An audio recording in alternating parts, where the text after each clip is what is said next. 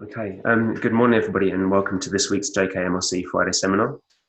My name is Nathan Fox from the W.H. Bryan Mining and Geology Research Centre at the University of Queensland. Also online is Professor Rick Valenta, who's the Director of the BRC and the Acting Director of the JKMRC. Thank you everybody online for joining us today. Before we begin, on behalf of the SMI and the University of Queensland, which is based here in Brisbane, we'd first like to acknowledge the traditional owners of the lands on which we meet today, and we pay our respects to their ancestors and to their descendants. Today it's a pleasure to introduce Clytie Dangar from CRCOR. Clytie is a General Manager of Commercialisation for the Cooperative Research Centre for Optimising Resource Extraction, which is also based here in Brisbane. Clytie's expertise in the global mining industry spans over 20 years, covering general management, business development and stakeholder engagement, where she's worked with a range of METS and mining companies in Australia and offshore. Clytie's early career development began with Rio Tinto Aluminium, which led to a move to London, where she's worked in commodity training for over 6 years before her return to Australia. Clytie worked for KPMG in a business development role for 2 years before joining Orica. In 2006, where she held senior roles in global account management as well as managing Orica's New Zealand mining services businesses for over 3 years as the country manager.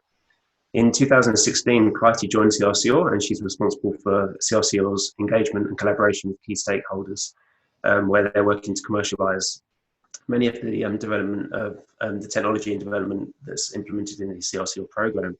This includes CRCOR's grade engineering and the integrated extraction simulator technologies. Just to cover Clytie's background, Clytie holds a Bachelor of Economics from the University of New England. She's a graduate of the Australian Institute of Company Directors and was a Chief Executive Women Scholarship winner in 2015. Significantly last year, Clytie was elected to the AustMine board, which is the leading industry body for the Australian mining equipment, technology and services sector in Australia. So before we start, I'd just like to let everybody know online that the question and answer session will obviously run at the end of this. There's a question and answer box at the bottom of the screen where you can type questions and then we'll ask those towards Clytie and she will respond.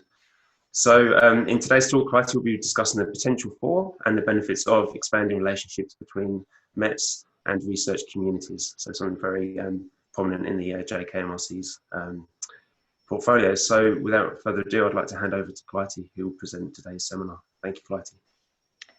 Thanks a lot, Nathan, and it's an absolute pleasure to be here this morning. And I think, you know, it's really great to see that these forums are continuing in our time of COVID. And, you know, I think it's great to be able to hook in from home and learn something every week. So thank you very much for having me here today. I think we're all adjusting to this new world order, and I know I am, and actually reasonably productive at home. But yeah, it's certainly a different world. I am enjoying my lunchtime ping pong bouts with my 17-year-old son, so that's quite good. I think my talk today is a little bit different to the normal lineup for these sessions, and you know, I certainly attended a really interesting one last week from Gordon Southam on the bacterial mineral interactions, which I thought was fascinating. So I think I learned a lot at that. So yeah, mine's a bit different. I'm really going to be focusing today on you know, the whole challenge of ramping up the interaction between industry and research, and particularly with the METS sector, because I think that's really quite critical to continue to grow our position, the Australian mining position as the global leader in technology development. I think there's, you know, lots of opportunity to grow the connection between research and METS that will really amplify our standing in the world in terms of being the centre for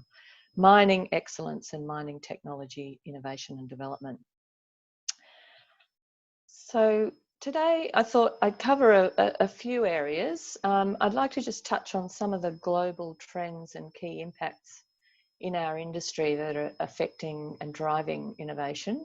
I'm sure you'll know what they are, but we'll just explore some of those a little bit and put it in some context to the current environment as well. I'd like to just touch on some of the history of mining technology innovation in Australia. We've got a healthy history there. And then look at really the role of the METS community. So we use METS term, and I know I fall into the trap of using acronyms, but I'm sure most of you know it, but the mining, engineering, technology and services sector, what is their role in the innovation ecosystem?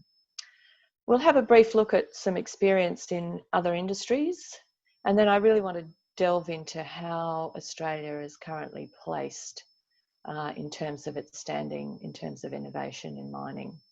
And what do we really need to do to improve our standing, which is already pretty good, but I think there's great opportunity for amplifying that. It's not all negative though. There's some really good examples of great partnerships already that are delivering value, and certainly I'm exposed to a few of those through the CRC, and I just want to touch on a couple of those that I've been tracking, and you know, I think they're really good examples of excellence in terms of partnership. And then, you know, let's look at how we really can work better together. What are the, you know, some of the ways that we can come together that already exist, and what do we need to do to really, you know, how do we exploit some of the existing mechanisms to bring us together? So that's the guts of what I want to talk to today. So most of us have a pretty good handle on what the global trends are at the moment shaping mining and the metals industry. And just to touch on a few of those. So there's a lot of hype presently around big data and data analytics, and, you know, a swarm of new sensors being put on equipment and on mine sites, so that, you know, we've got a tsunami of new data coming through. But I think, you know, it's still a challenge to make good use of this data, you know, understanding what's useful, understanding how we need to clean and organise that data from multiple different sources in different formats so it can be useful. How do we integrate data analytics so that we can get a good picture of what's happening really right across the value chain? And then how do we visualise that output so that it's insightful rather than overwhelming? So that it helps us rather than hinders us in terms of making informed decisions. So there's still a lot of work to be done in that space, I think, in terms of responding to that trend. I have a sense that sort of COVID-19 is really speeding up the demand in industry to get this right. You know, we've got cloud-based platforms now that can really help collaboration from anywhere, which is important at this time. You know, virtual reality technology is really helping to bring sort of true life experiences when you can't go onto site. So, you know, how do we refine that to make that really powerful and valuable?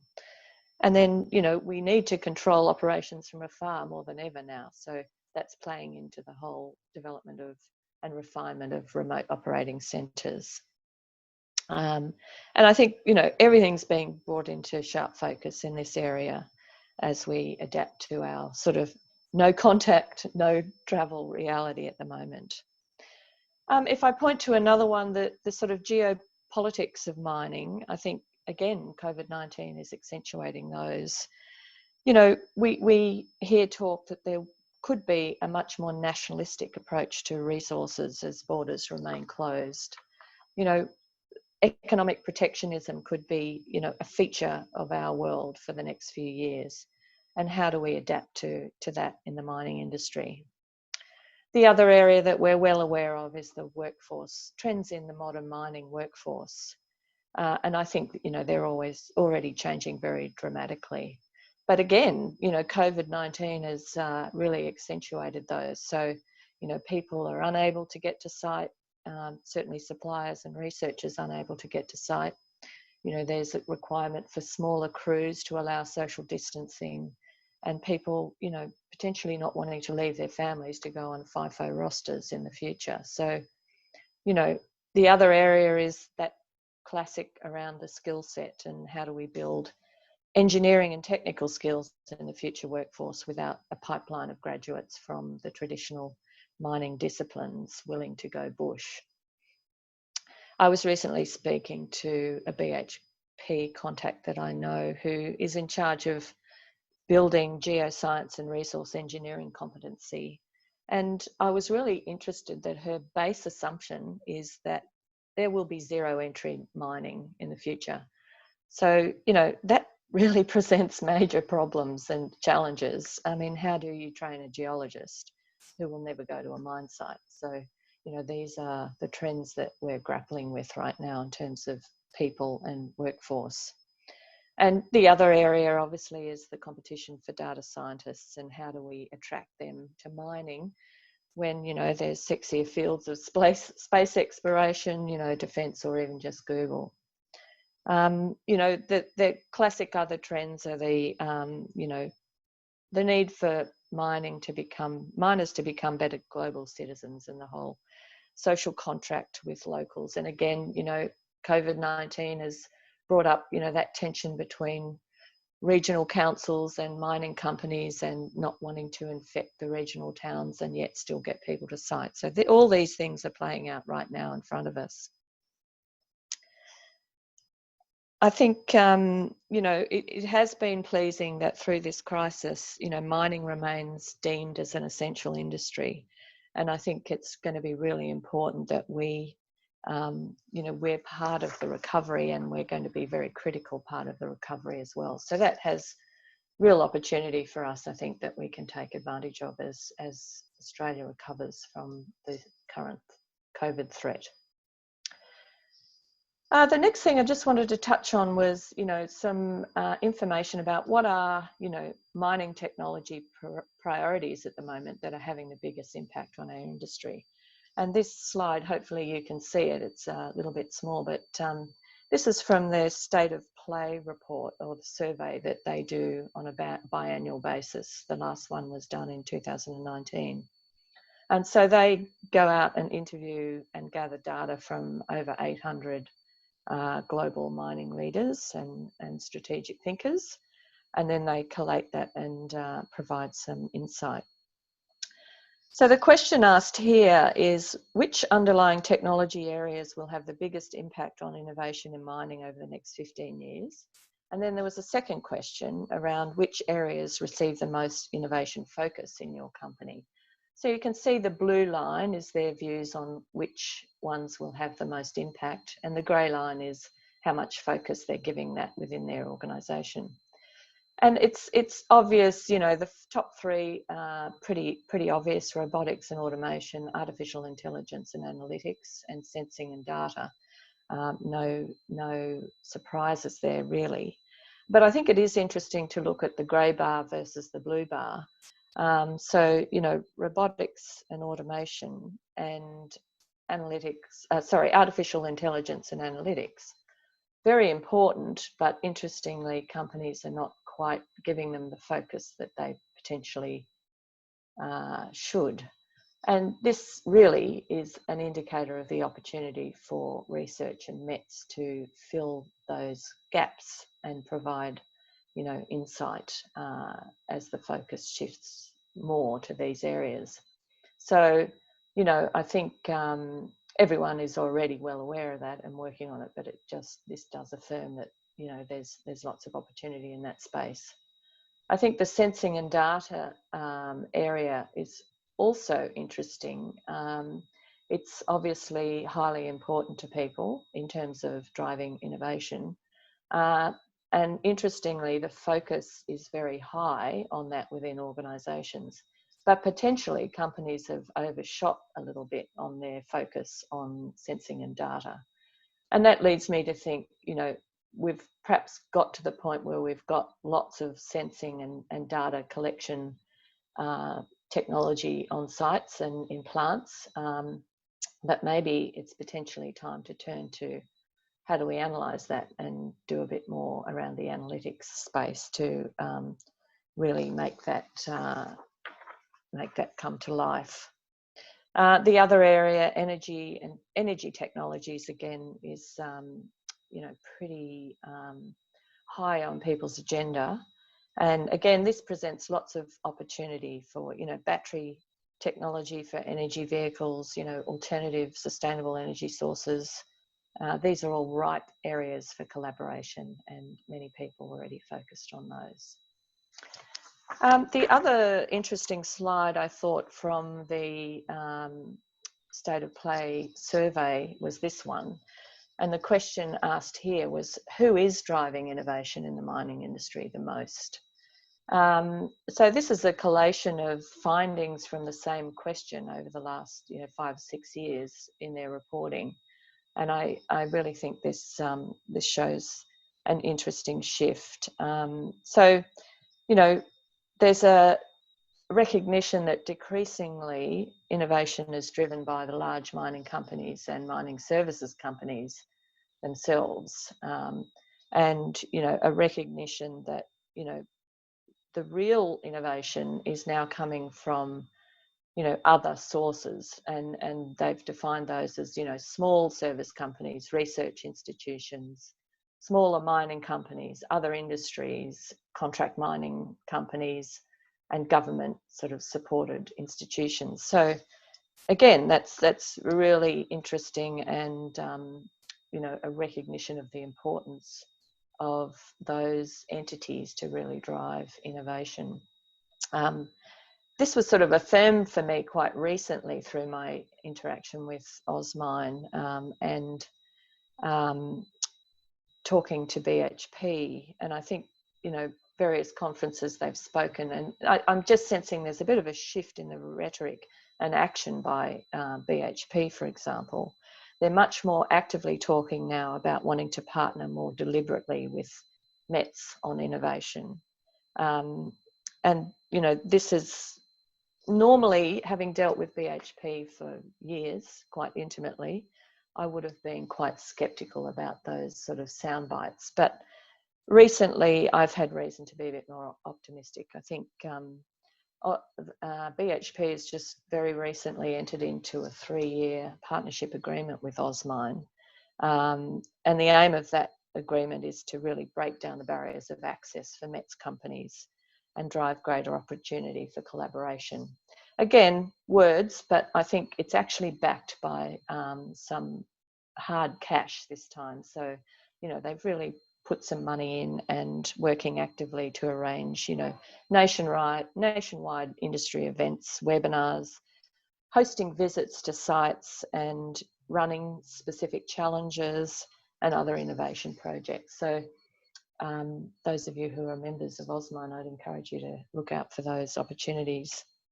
But I think, that is a recognition from BHP that they don't have all the smart ideas internally, and often these new smart ideas come from outside, and that the way to really capture those is through partnership and drive success and value generation for both themselves and the METS companies that they're working with. So I wanted to just touch on, the role of METS in the innovation ecosystem, and these are just my thoughts, but mining companies do look to METS to provide that really technical specialist expertise to solve quite complex problems, as they do to research. I think METS have the advantage of having exposure to multiple mine sites, and often mining people can get a bit myopic in terms of all they see is their own sites, or sometimes only that individual site at which they work. So METS companies can bring, some broader insight on those complex problems where they have expertise. The role of METS is also not just to provide these point solutions, which is we've heard about, but to really look to collaborate to bring broader solutions for customers. So getting together with complementary service or product suppliers and join together and create a much bigger value proposition for customers. That bringing diversity and new thinking, I think I've already touched on, but several METS companies often work in other industries as well, so there's that opportunity for some cross-industry thinking to come from the METS community, as it does from universities, given the broad breadth of exposure that universities like UQ have to multiple industries. And the other very important role for METS in the innovation ecosystem is that driving technology and research to commercial sustainability. So unless research and development is no good unless someone picks it up, takes it out and makes money out of it. And, you know, that's really the role of METS and a key important partnership requirement between research and industry.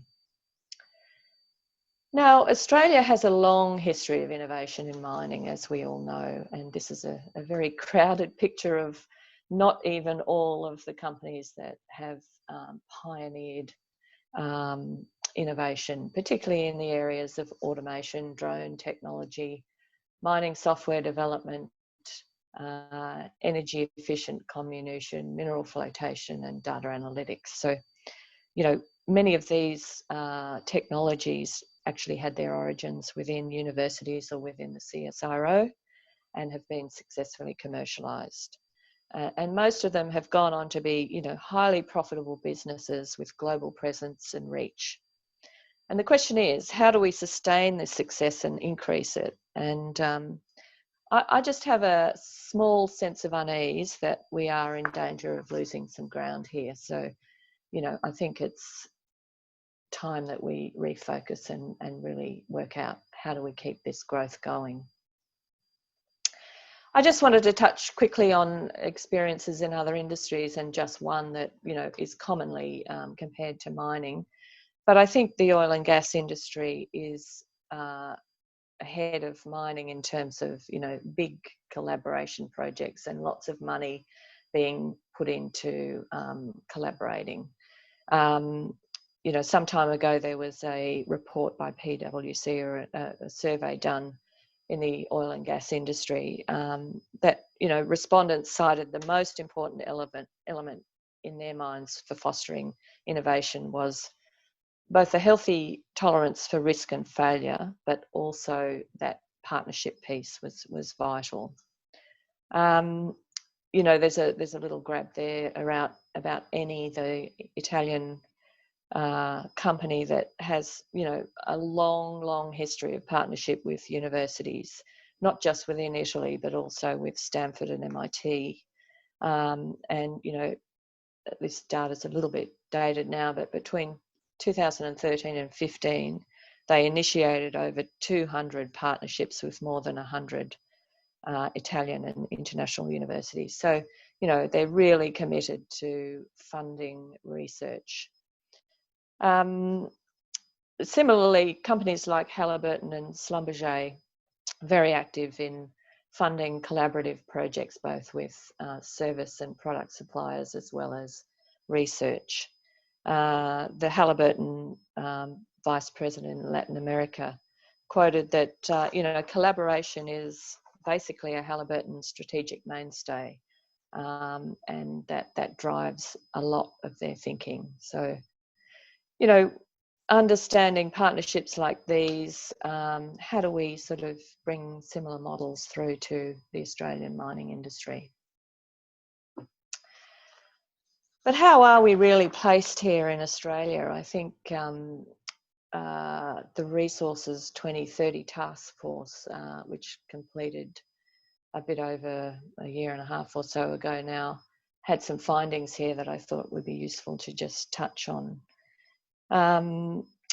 You know, the report found that METS companies still struggle to commercialise their ideas, and that's a bit of a separate issue and you know, multifaceted, including, you know, access to funding and venture capitalist funding and the like, but also reflects how difficult it is to actually sell something new into the mining industry. It's not an easy task. And, you know, points also to that real need to work out what your innovation is really bringing in terms of value to the mining companies, and being able to enunciate that. They also found that, you know, there's still largely transactional relationships between miners, METS and researchers. There's not a lot of examples of really truly strategic partnerships still within the Australian mining industry, and that's something that we really need to focus on changing. And the other finding they came up with it, that there's really limited collaboration during the research and development process. I mean, I'm a bit biased working for CRCOR, which I think is an example of good collaboration vehicle, but you know, we need more of those type of entities and structures to really drive that deep collaboration early. And you know, they found that these factors were partly responsible for an identified lack of alignment between industry problems and solutions coming through, and a lot of sort of wasted effort, I think. So, you know, another report issued recently and funded by METS Ignited and NERA was the Alpha Beta report, Staying Ahead of the Game, which also had some interesting insights. And I'm sure some of you have read that report, which I think was quite insightful. We do rank low on the global indicators of collaboration between industry and research at a broad level. And, you know, they did find that without stronger research and development partnerships in Australia, the opportunity for us to grow and develop and export competitive METS industry from where we are now will be limited. But, you know, we do have really good ingredients for success here. So, you know, there's really strong global market potential for what Australia is good at. We have many native METS technology suppliers here, as we've already discussed, and really high quality research institutions. So, you know, we've got the ingredients to really supercharge where we go from here. So what do we need to really improve our performance from where we are now? And I think, again, the Alpha Beta report touched on these, and I agree with these. You know, we do need to develop stronger public-private investment in R&D. We do need a strong focus within universities on the pathway to commercialisation of innovation. And that's not to say that doesn't exist, but, you know, that really needs to be at the forefront of thinking around any new research and development project, is where could this go from a commercialisation perspective. You know, there is a need to, while it's essential to work on fundamental research, we do need to be still demonstrating that we can deliver to shorter timeframes, delivering, you know, perhaps smaller, more applicable applied research and develop commercial solutions that work. I think, you know, the report touched on that in some cases there still needs to be a greater clarity around the whole issue of IP. And I know that's very dear to the hearts of researchers, but how do we find a sort of more standard and clear approach on how we approach that IP issue? Not an easy issue to deal with. And I think, you know, there's a once bitten, twice shy experience amongst many of us with IP and our relationship with mining companies. So, you know, how do we get over that and move on? So that's all been a reasonably, you know, a bit negative, but I think I did want to touch on some really good examples of partnerships that are delivering value between research and METS to the industry.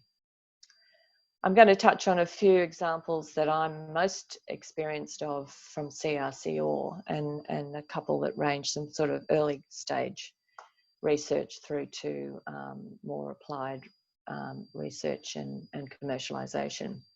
So this one's just some work we've done with Adelaide University around a novel sensor technology study using novel fluorescence to detect signals from fluorine minerals. And so this project that has been funded by CRCOR is moving into a new phase where we've tested the fundamentals of fluorine detection using novel fluorescence. And now it's about looking at how can that be exploited to create a prototype sort of cross-belt sensor for testing on belt in a pilot plant style environment with an industry partner. And the aim really is to investigate fluorescent behaviour of deleterious elements and see whether they can be detected and ultimately rejected or dealt with in a different way that improves productivity and metal recovery. So yeah, the aim is to elevate fluorine mineral cross-belt sensor from, you know, a basic TRL3 to TRL5, and then prototype it at the testbed facility at Scantech in Adelaide in late 2020. So this is a, you know, a great example of early research that within the time frame of CRC, or so within the 5 years really that we've been operating, has really been quite insightful and prospective, and now moving to be applied in a test facility to really test its application out in the field. The other one, which is you know, pretty high profile within CRC, or is the Minerals San Cristobal grade engineering trial that we ran late last year. So the mine site's in Bolivia, owned by Sumitomo, and we ran an 18-month grade engineering screening trial there with really excellent positive outcomes in terms of NPV and profit predictions, and also importantly the work we did indicates that there's a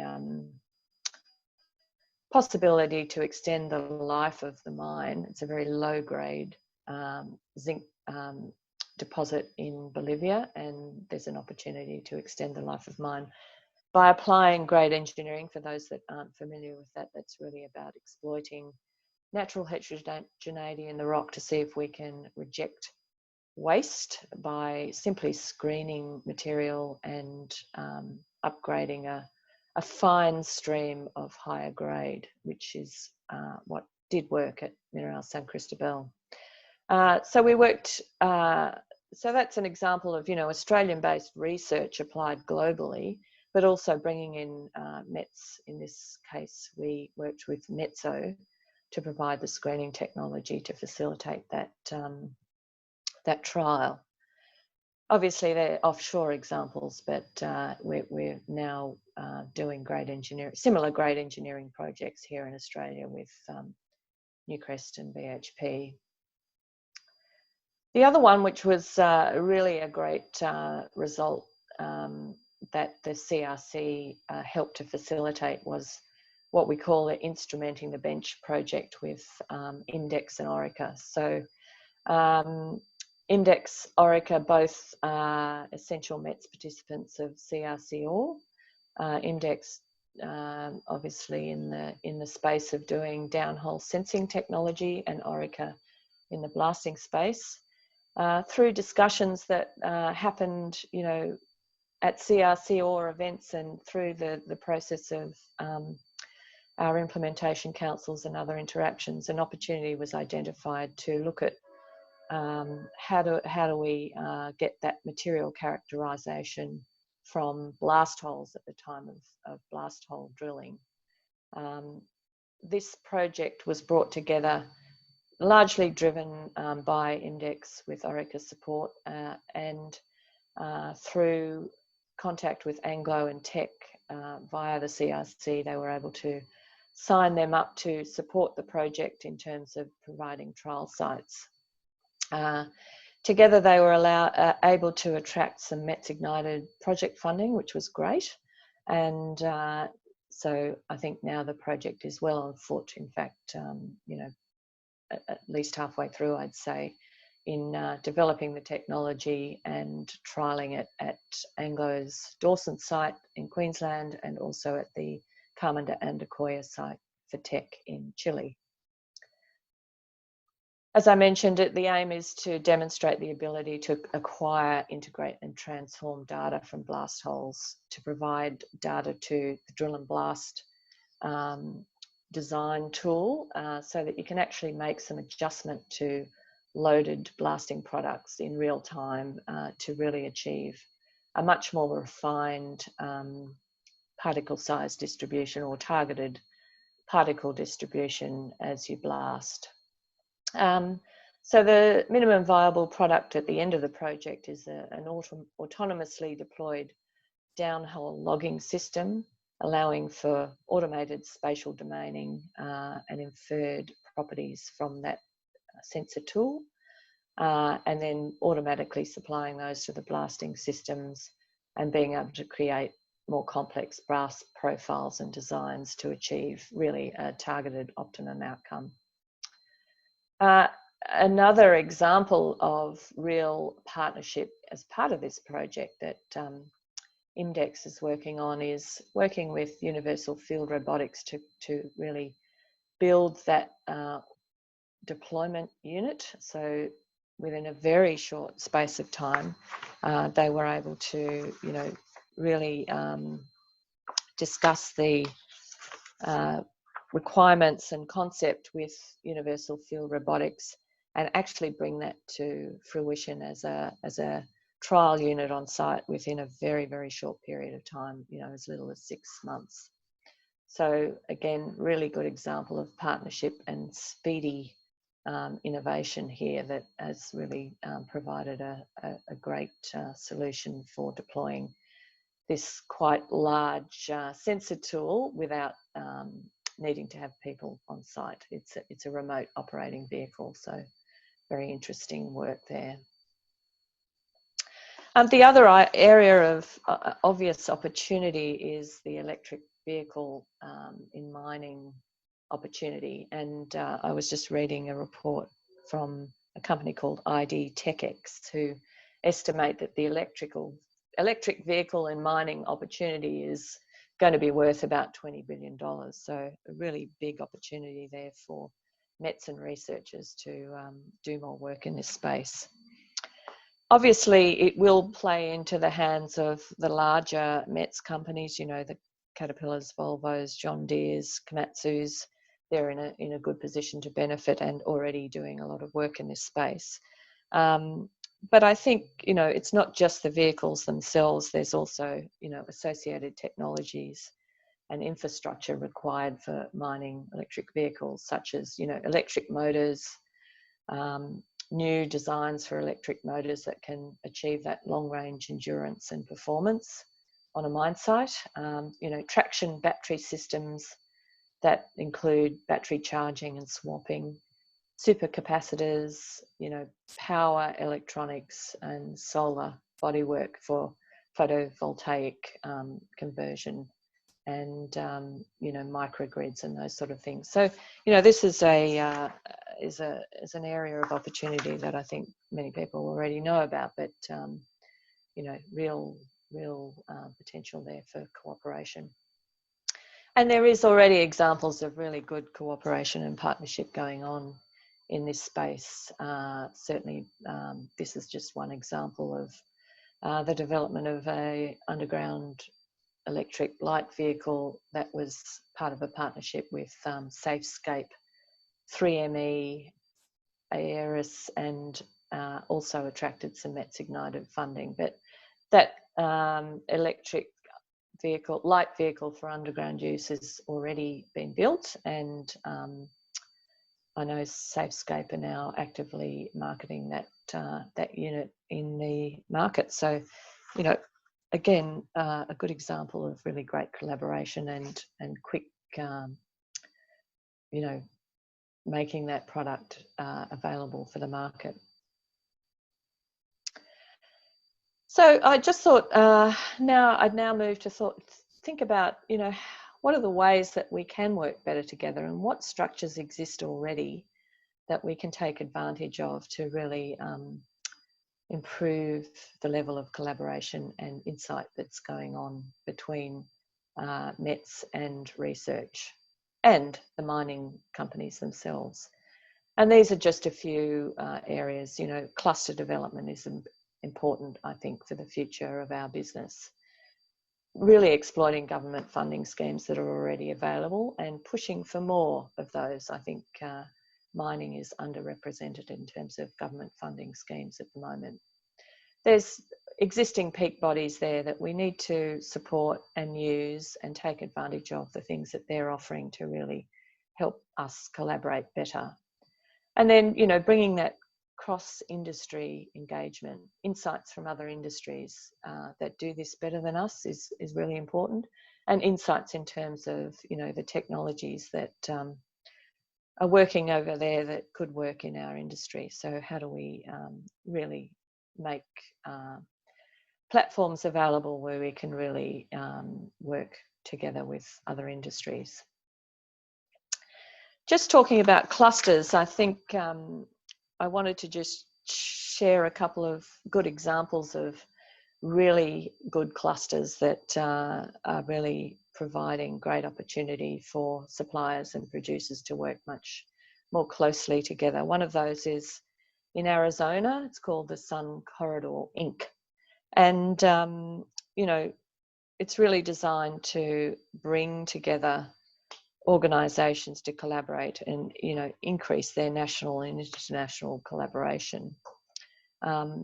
Clusters are very much a feature of Europe and North America, and we don't have that to the same level here, and I think we need to think about how we might build that. So the Sun Corridor Inc.'s role is really to coordinate economic development and activities in that southern Arizona mega region, not just in resources, it's much broader than that. But they are focused on really supporting, I think, around 4 key primary industry targets. So that's aerospace and defence, bioscience and diagnostics, transport and logistics, and mining and renewables. So copper mining has been a major industry in Arizona for a long time, and much of the nation's mining technology research is done in Tucson through the University of Arizona, and more particularly through the Lowell Institute of Mineral Resources, particularly around mineral resource science. You know, there's a good cluster of key mining technology companies located in the region, and they're all supporting the cluster in terms of taking students, obviously, from the university, but also working on development projects and supporting research activities through the Lowell Institute and the university. Southern Arizona also is the home of Caterpillar's proving grounds, and Komatsu also have a proving ground there, which is essentially like a test site where they can trial and test new equipment. So we've spoken a lot here in Australia about the development of test sites and test beds around the nation. But yes, they have those operating there in Arizona. So that's, you know, a good example of, you know, how a cluster can really amplify cooperation and provide, you know, real business development opportunity and, you know, more value to the people that support it. And I think it's interesting, you know, they have 11 permanent staff working for that cluster. You know, we need to sort of think about how we invest to really bring some, you know, proper funding to support cluster development here in Australia, I think. Clustering is also going on in Canada, and I think in 2018, the Canadian government established this super cluster program and invested up to $950 million to support it. And that is matched dollar for dollar by the private sector. And, you know, the aim there was to create more than 50,000 jobs over the next 10 years and grow the Canadian GDP. And it's, you know, it is working well, but, you know, that's another example of real investment to grow these cluster developments and real confidence that that is, you know, the way to support industry within the country. Another one of those in Canada is called the Toronto Waterloo Regional Corridor. It's focused more on the technology side, but again, not working only on mining, but certainly touching on mining.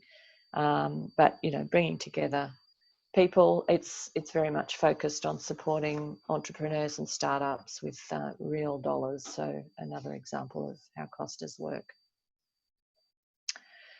Turning back to Australia, and you know, you've probably seen these charts already, but Queensland should be a natural home for mining clusters. And, you know, we have some of the best research and commercialisation institutes here in Brisbane. We have more than, you know, 800 METS companies in Queensland, generating, you know, $7 billion of revenue, and you know, really having great opportunity for growth right here in Queensland.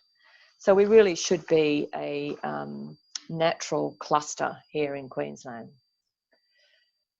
So I do commend METS Ignited and the Queensland Government have formed a partnership to try to get some clustering going here in the mining industry in Queensland.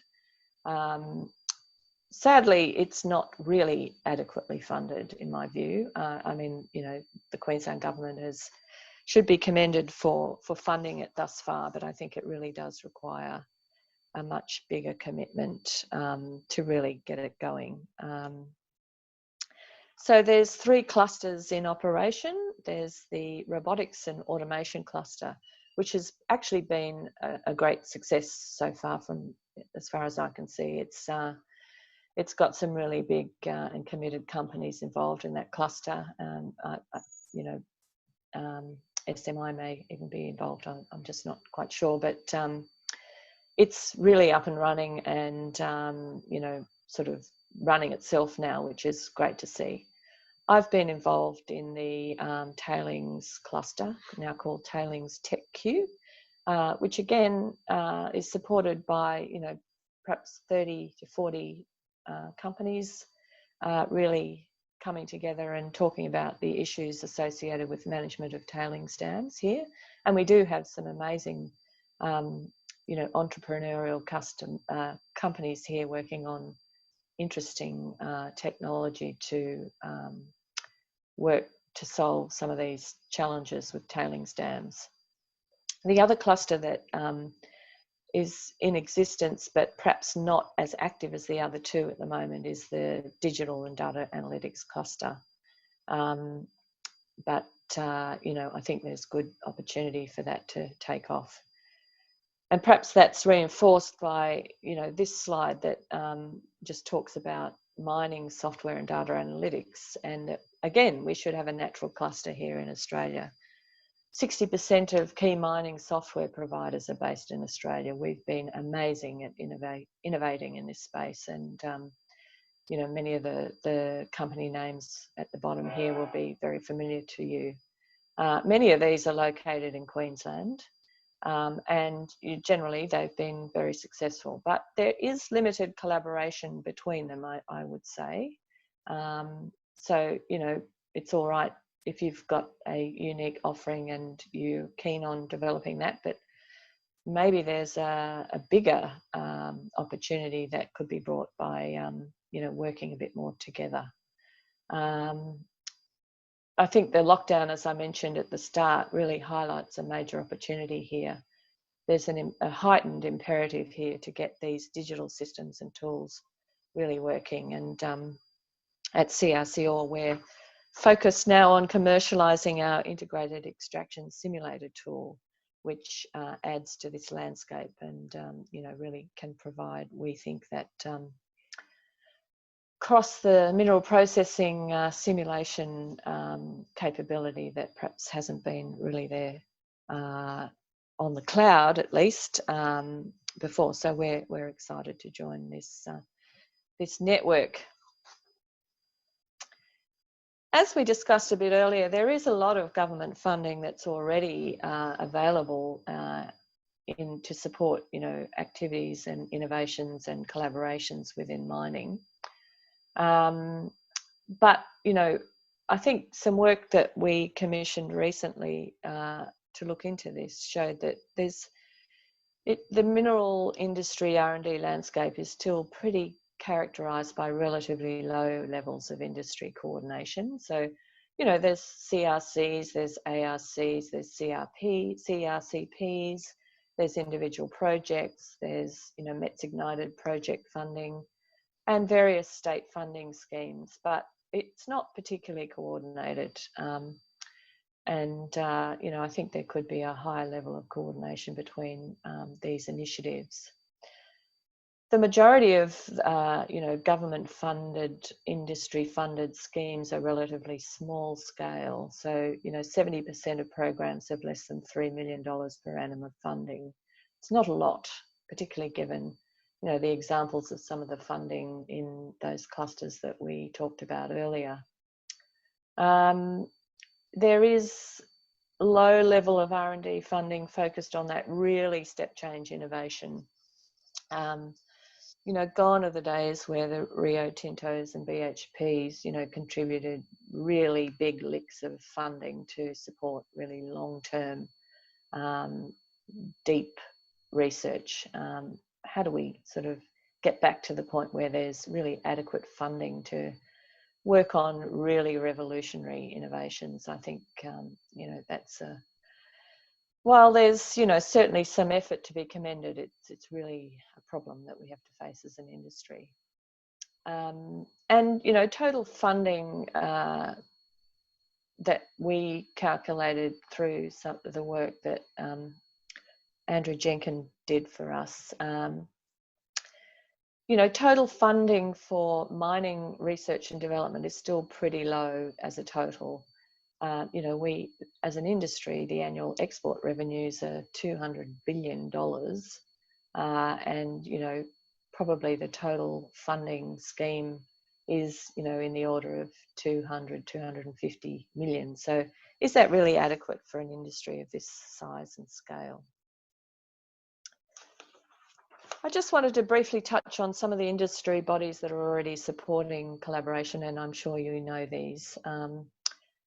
As Nathan mentioned, I was recently pleased to be elected to the board of AusMine, and I think AusMine has been around for 30 years and doing really great work and really trying to become much more impactful in terms of supporting its members to really grow and develop the Australian METS community and be very successful in terms of its international standing. So just to mention a couple of the schemes that AusMine have that you should consider taking advantage of. They're running an innovation mentoring scheme every year, which is really designed to support, you know, individuals that want to be able to get some support around how they become more innovative, or, you know, startup entities, individuals wanting to ramp up their activities and innovation. They have the STEM METS Career Pathway Program, which supports vacation students every year over the summer holidays. Companies sign up and take various undergraduate vacation students, and CRCO we've had students coming in over the last 3 years, and it's been really successful for us. Up to sort of between 4 and 7 students, really bright young students coming through, getting exposed through our projects, doing actually really meaty projects and delivering valuable outcomes at the end. I've been so impressed by them. AusMine hold a biannual conference, which is growing. I don't know how we'll go. The next conference is scheduled for next year, so remains to be seen how that looks.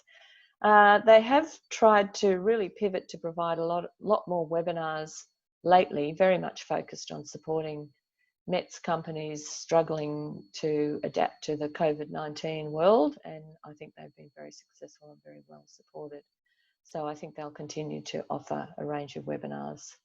Networking events has been a feature for AusMine that many people have taken advantage of. Obviously, they're not happening face-to-face now, but they will resume at some point. And importantly, as I mentioned, the partnership with BHP, I think, is going to bring lots of opportunity for METS companies to get a bit closer to BHP and really challenge their stated objective to work much more in partnership with METS companies. And I think that will extend to research as well. The other important supporter of the METS community is METS Ignited, which is our industry growth centre. They have been very effective, as you saw from the couple of examples that I profiled, in providing, project funding to support startup opportunities. They've run accelerators, masterclasses. They're managing this cluster development piece here, and I'd really encourage you to support them on that. It's from my perspective, really important that we explore that to help us grow. And their important role in terms of raising the profile of the METS community at a government level has been great. And they also obviously support research and report writing that gives us insight. So that's nearly it from me. I just really encourage you to get involved in these things, support the clusters. Think of going to some of the webinars or later the networking events run by Osmine or METS Ignited. Use the existing relationships that you already have. Certainly SMI is a participant of CRCOR and obviously a backbone of Mining 3, so use those networks to get greater contact with METS communities particularly. Universities and researchers have great insights from the international engagements that you have with both other researchers but also clients internationally. So, that brings insights that the industry wants to hear. Exploit the funding schemes. And just from my perspective as a communicator, I think you really need to hone your message regarding the value of your research. How are you going to inspire a METS company or even the mining companies to really take heed of the research you're working on and the opportunity that presents them? And I'm a great believer in talking. Networking is important, and that's the way we all learn from each other. So that's it from me. I really appreciate the opportunity to talk to you today, and I'll perhaps hand back to you, Nathan. Thanks for that.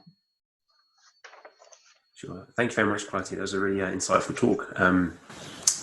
Particularly, I guess, when we have people online that are working across all of these sectors as well. So some of the questions that are already coming in, I know we haven't got too much time for questions, but I suppose one of the themes that's running through the question stream at the moment relates to IP. And I suppose when you're dealing, as you do with CRCOR, with multiple companies, but also when you look at the cluster groups, are there ways to manage the IP between research and industry and the METS companies? And that's a question that a few people, including Glenn and Peter. Yeah, I think it's it's really important to give researchers confidence that their IP will be protected, and it's the same for METS companies.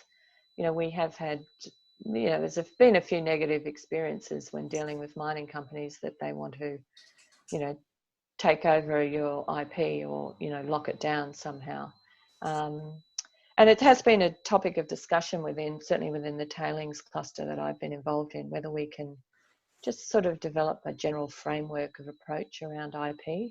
Certainly at CRCOR, we have a pretty clear policy around IP that background IP belongs to the IP owner.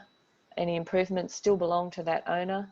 Anything that's developed within the CRC through projects that are funded by CRC generally are owned by CRC, but we don't want to hang on to that IP beyond the end of our term, really. We want that to be out and commercialised. So at this stage of our transition, we're looking at how do we partner, how do we transfer that IP to someone or an entity that can actually take it up and make it successful. And the IP is likely to follow. So yeah, that's our approach. It's an issue, and it just needs to be discussed, and people need to be very open about it. Yeah. Okay, that's a good response. Thank you for that. So one of the other questions is just kind of, I guess it's on the engagement side of things. Who usually talks to who first? Do the METS companies approach research, or the other way around, or are the cluster groups that you're proposing trying to help kind of bridge that gap as to how people start talking? Yeah, they certainly are trying to bridge that gap, but there's no rules, someone can go first. There's no rules about who should approach whom. It's just about, having the confidence to pick up the phone and talk to someone, or, use the organisations that are already there, like CRC, like Mining 3, like the clusters, like METS Ignited, Osmine, to make those introductions. And I think there's really no rules about who should go first. I think just having the discussion will be enough to spark opportunity. So some of the schemes that we've been involved in recently, the CRCP and the METS Ignited, you can see that some of those are driven by the METS company as the lead applicant, and then they have to bring in the researchers. So you can see that there's opportunities for both parties to take the lead in these applications. Yeah, people say CRCP, CRC applications should always be led by industry, and that's absolutely true. I mean, and when I say led by industry, they should be led by industry challenges. But I don't think that stops researchers or research organisations initiating those efforts and quickly engaging with industry to really refine what is the key challenge that we need to corral around. So yeah, I mean, they can be initiated from research, but the importance is that partnership and that engagement early on with industry. Sure. So probably we should just have one more question. It's kind of a linked question. We've got a question from Tim Napier-Munn and Marcin Zemski as both at SMI. Tim's highlighting that funding models extend typically over 15 years from that kind of initial idea to commercialization. He sort of referencing the IES, the ideas behind that may be over decades. And then Marcin asking just how we work with small developing and startup METS. I assume that they may not have the sustenance to keep going through boom and bust cycles. So how would we bridge some of those concepts?